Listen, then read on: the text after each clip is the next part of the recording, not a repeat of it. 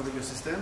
On a ça avec le système de diffusion, avec Toi, moi, j'ai essayé. Guillaume, toi, t'as essayé avec le contrôleur? Ouais, au début, avant, c'était bien intéressant. C'est juste, tu sens comme plus une source sonore que tu dirais dans la pièce. Avec les sliders, la mixer traditionnelle, en fond, tu peux plus s'ouvrir un peu partout, mais l'autre, ça va mieux pour bouger. Ça va mieux pour bouger avec le capteur. Mais c'est ça, vu que j'étais plus habitué avec le mixeur, j'ai décidé quand même d'utiliser juste le mixeur. Donc ça prend un certain temps pour maîtriser le système parce que c'est pas le même forme. C'est quand même facile à apprendre, mais c'est juste c'est pas la même manière de diffuser. C'est vraiment plus un point que tu se promènes au lieu de pouvoir jouer avec l'ensemble des haut-parleurs. Et donc il y avait 16 haut-parleurs aujourd'hui, c'est ça? Oui, c'est ça. 16 haut-parleurs. 16 haut-parleurs? Ouais, il y avait un octo, puis il y avait 4 haut-parleurs au plafond, puis 4 lointains. Lointain, c'est le 4 en avant, 4 en arrière, mais en arrière avec les deux. D'accord. C'est ça, donc c'est 20% de distance sur la pièce.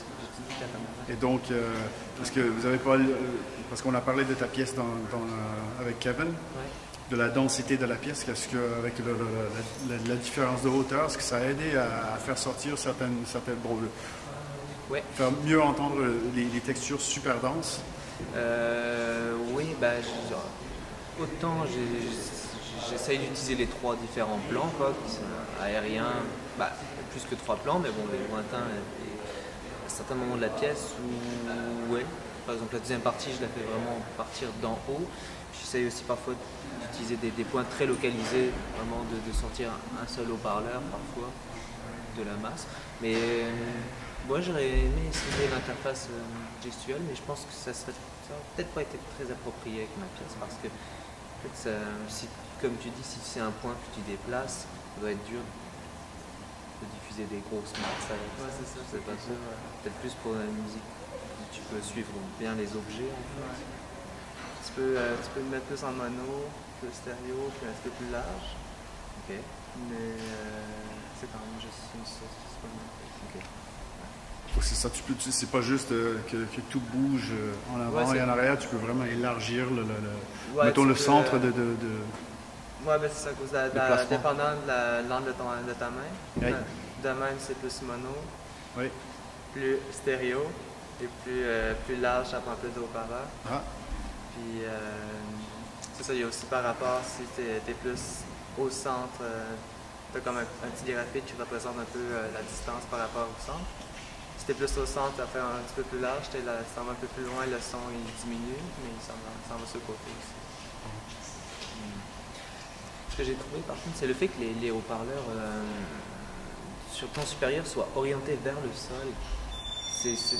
D'habitude, tu sais, ils sont plus orientés vers devant eux, je sais pas trop. Voilà, le fait qu'ils soient vers le sol, en fait, ils se réfléchissent du coup et puis ils t'enveloppent plus facilement, mais tu les localises moins du haut, j'ai l'impression. Peut-être trop rapproché par rapport. C'est le fait qu'en fait, c'est ça, qui diffuse vers le sol et du coup le son une fois à la tête, je pense qu'il se lâche partout encore. Je sais pas.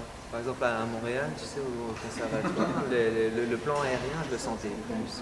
Il y en a un plan aérien, c'est ça. Il y a une paire de deux, je crois que c'est un point fixe qui ressemble vraiment au-dessus de la tête. En même temps, c'est vrai. Quand il y en a 7, plus il y en avait 2 ou 3.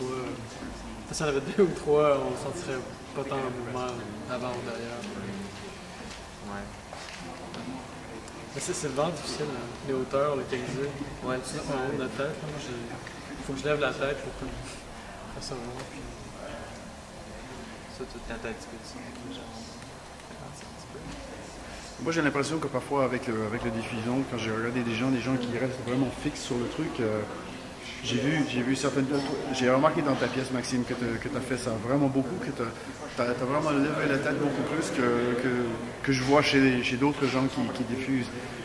Moi, j'ai déjà fait cette expérience-là aussi, puis je trouve que vraiment le fait de faire rentrer le corps dans la diffusion, au fait un peu comme faisaient Darren et Ben avec la diffusion de le haut-parleur, le 17e haut-parleur, je sais pas, j'ai l'impression en faisant ça qu'on arrive mieux à sentir où est le son, au lieu de, bon, c'est sûr que c'est une oreille, c'est des organes de perception, mais j'ai l'impression qu'avec le corps, on bouge un peu, on regarde par en haut, par en bas, à côté.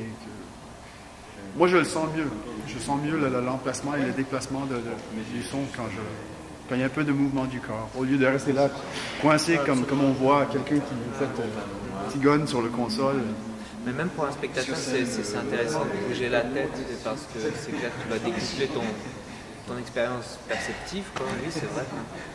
C'est vrai, surtout le concert de la tête penchée, mais il manque beaucoup de trucs qui se passent. Moi, je fais souvent ça. Je sens toujours bien les spécialisations.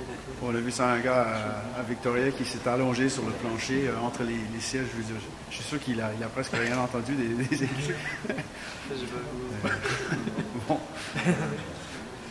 Pour la diffusion, les plans lointains, là, j'aime particulièrement ça par contre. Ouais. Je trouve que ça marche vraiment là. Tu le sens, tout à coup tu as une source localisée lointain et puis après tu t'enveloppes avec l'octo, le public, tu as quand même une différence qui est grande là, dans la sensation. La provenance du son. C'est vrai, oui, parfois c'est difficile avec la hauteur, on le sait qu'on ne perçoit pas toujours bien. C'est ça. On ne localise pas toujours bien le son sur la hauteur, mais au niveau de ça, de ce qu'il y a autour de nous quand même, on peut faire pas mal de choses. Après ça dépend de la taille de la pièce aussi. C'est sûr que le parleur lointain dans une pièce qui n'est pas toujours très grande, ça marche un peu moins.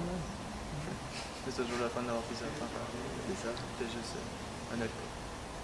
Mais bon, en tout cas, c'est toujours l'occasion d'occuper un espace. C'est sûr que si on diffusait par exemple dans un espace comme ça, on n'appréhenderait sûrement pas du tout la chose de la même manière aussi. Non, mais c'est sûr que ça prend une autre forme de diffusion. C'est pas comparable à une salle de concert ici.